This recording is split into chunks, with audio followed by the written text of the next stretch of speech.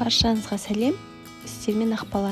Бүгін сіздермен үйдегі бар ингредиенттермен печенье жасайтын боламыз. Ол үшін ыдысымызға майонез саламыз. Одан кейін үстіне құмшекер, жұмыртқа, өсімдік майы және сүтті салып, барлығын араластырамыз.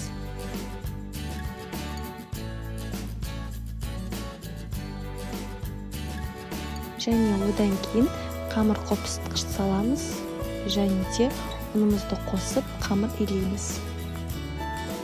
Бізде осындай жұмсақ қамыр жасалынады және бірден печеньені жасай беруге болады. Шетінен кішкенеден алып, осы видеода көрсетілген етіп пішінге келтіреміз.